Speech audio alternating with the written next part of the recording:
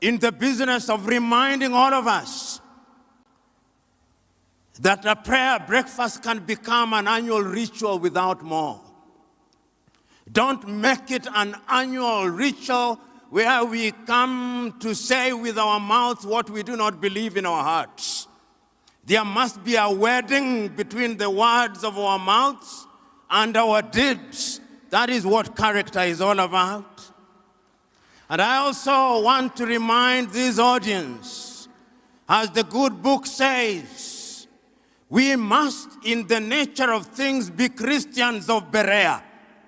If you read the Acts of the Apostles, Paul says that he liked the Christians of Berea because whenever the word had been preached, they went out and read the word to confirm if what had been preached was true.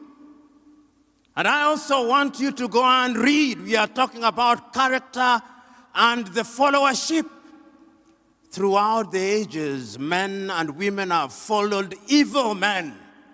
And these are those days that we must warn ourselves. I am encouraging you, if you are a Christian of Berea, go and fact check what I'm saying. And you can even fact check it as I'm speaking. Read the book of Matthew at chapter 24, verse 24. In the end days there shall come many Christs, and they shall work wonders, and they shall mislead even the very elect, if it were possible. So we must warn ourselves as people who believe in God. We must warn ourselves as Christians in the knowledge, as Paul writes in his second letter to Timothy, as chapter 3, that there shall become a form of Christianity where we shall be lovers of ourselves, where we shall be boastful, where we shall have people confusing people, just as Jannes and Jambres confused the multitude. But we are one to do the right thing. And I'm also telling you that the same Bible tells us that you cannot pretend to be lovers of God whom you have not seen if you do not love your brothers and sisters whom you see. You know, when we talk about character, we are talking about serious business. When we talk about prayers, we are talking about serious business.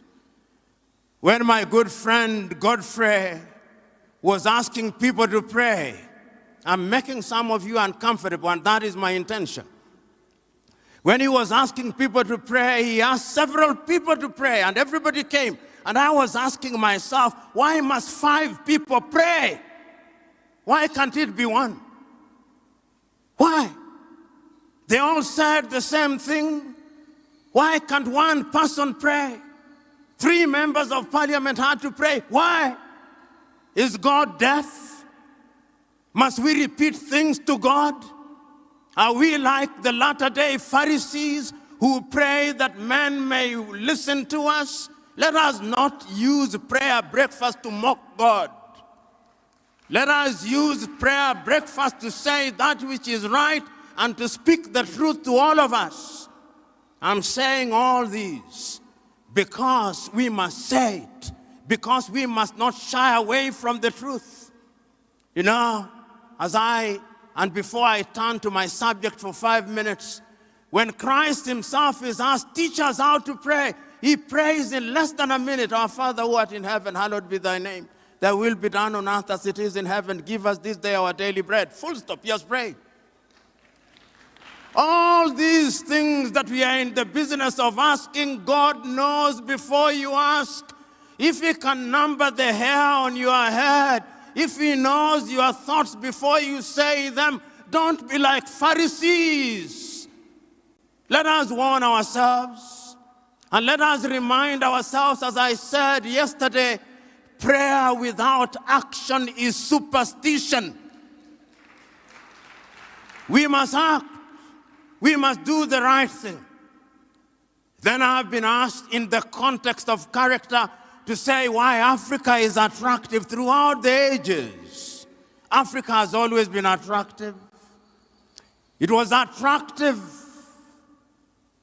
to the Greeks. They came here. and they created their philosophy. Then they called it Greek philosophy. The Romans were here.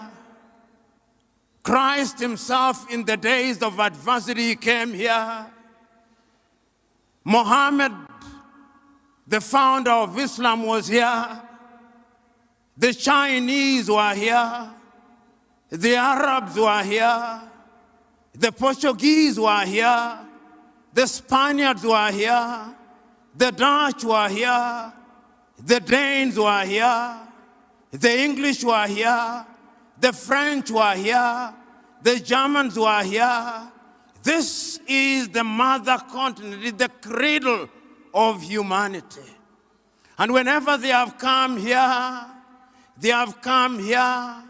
with religion, which they have manipulated. And I want to submit and agree with Desmond Mpilo Tutu that God is not a Christian. No, God is not a Christian. God is too big to be contained in human-made religion. God is not a Muslim. God is not a Hindu. God is not a Buddhist. I remember at one time in the dramatization of the life of Mahatma Gandhi by Richard Attenborough, he was asked, "Are you a Hindu?" He said, "No. When I was young in Gujarat, I remember attending a temple where the preacher on that day referred to the Christian Bible, referred to the Hindu Gita, and referred to the Muslim Quran, referring from one book to the other, as if it did not matter which book was being read as long as God was being worshipped." And I believe that that is the God that we are worshiping. We who are Christians must always remember that in fact, the very days when we were called Christians, being a Christian was not meant to be a good thing. A Christian, these Christian followers of Christ, it was meant to be a derogatory term. And sometimes we who are Christians, we who claim to follow the Christ, we are arrogant and intolerant. And for our arrogance and our intolerance, we will be punished.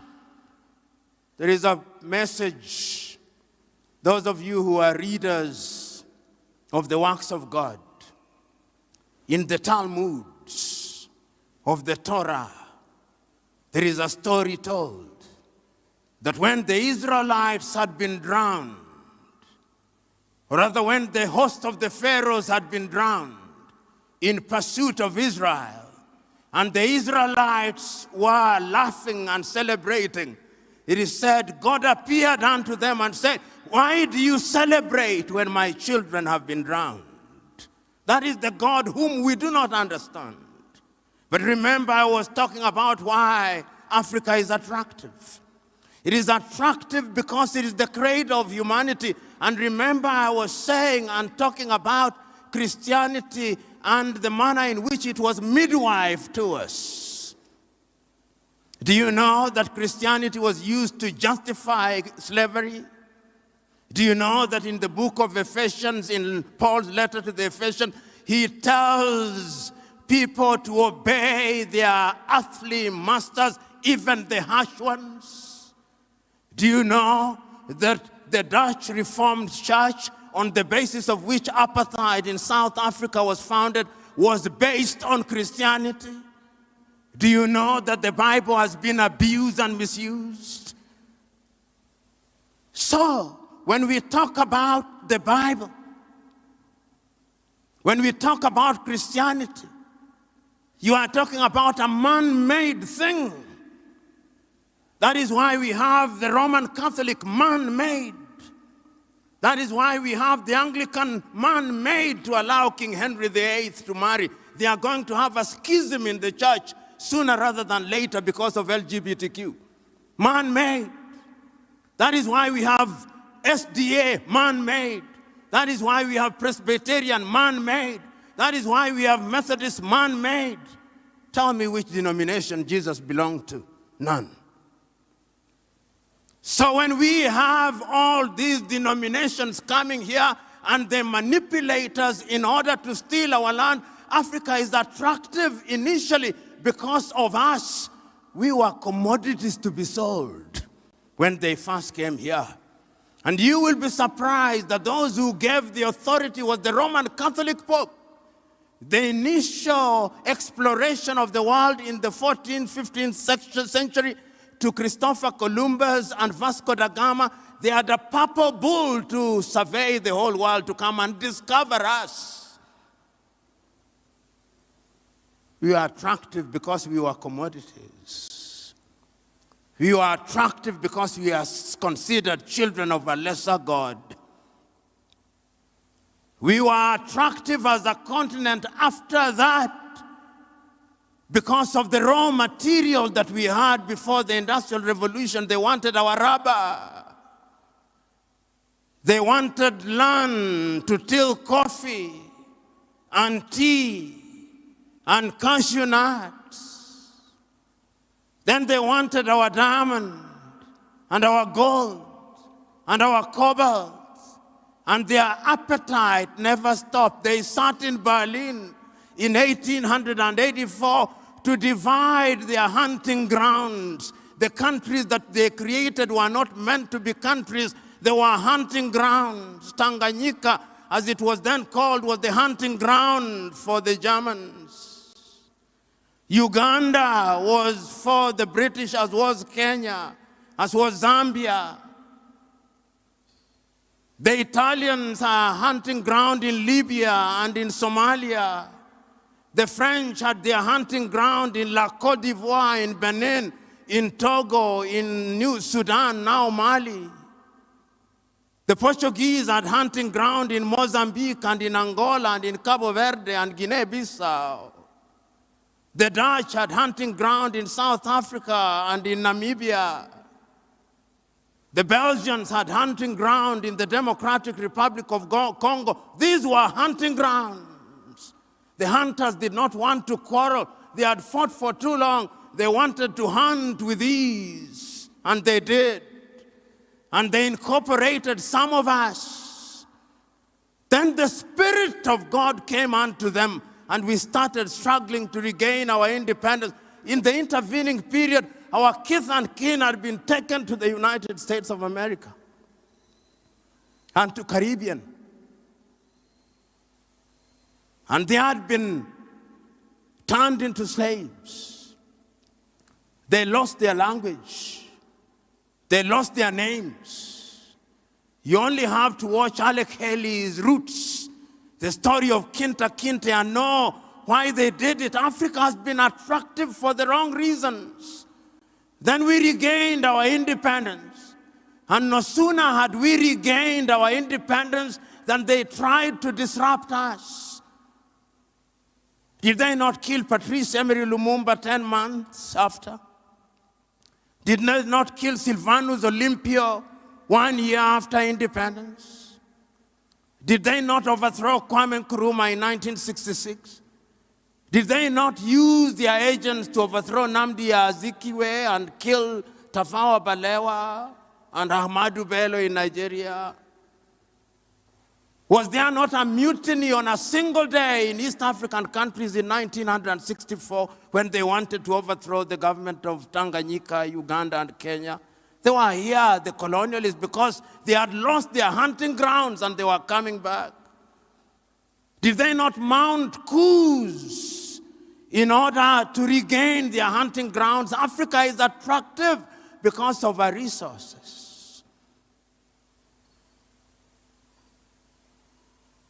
And if we do not wake up, we will be manipulated. We are now a hunting ground, even as I speak, because a disunited Africa is good for other civilizations. A disunited Africa is good for Europe. A disunited Africa is good for the United States of America. A disunited Africa is good for China. It is good for Russia. It is good for the Arabs.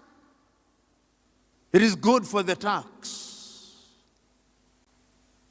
In Kiswahili wanasema, vita vya panzi furaha ya kunguru. So when we are in that state, we can be manipulated. And we are being manipulated. When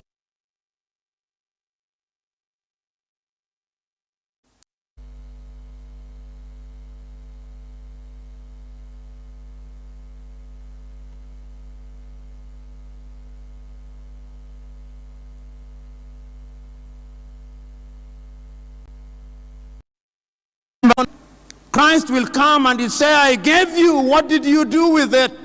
And we'll say that we are praying and fasting. No, he will not listen to us. The last time I checked, Paul was preaching, praying, and writing letters, and also making tents. Which is the tent that you are making? I can go on and on, but your attention span has suffered and is suffering. So I must conclude. I conclude by telling us that we have lamented for too long as Africans. We have blamed others for too long. The time is now to blame ourselves.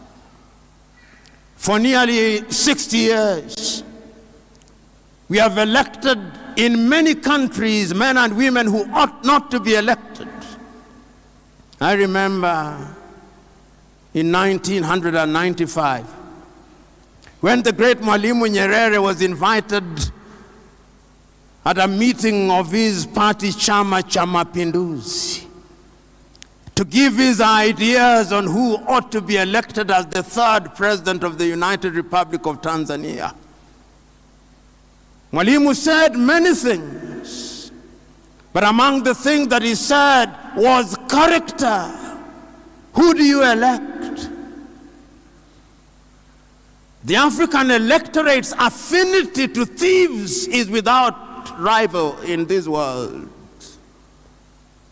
When you are a thief in Africa, the electorate loves you.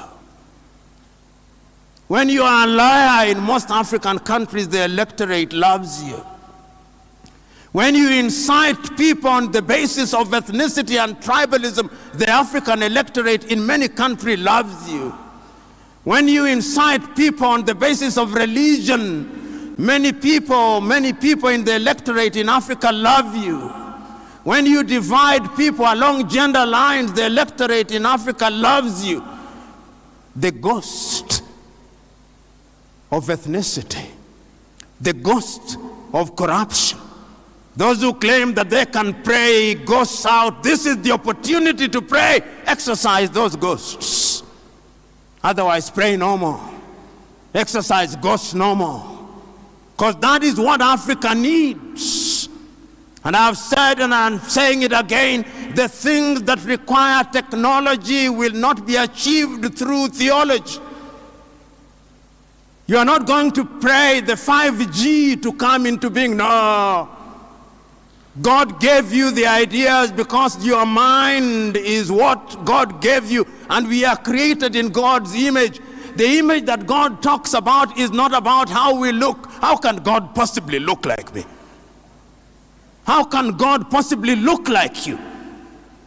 Ladies and gentlemen, in order for Africa to realize our potential, we must wake up. Because when we wake up and we are united, we are going to be masters of our own affairs. We are going to be masters of our own resources, and we can only do that through unity. Not the unity of the graveyard where we do not disagree. We will disagree.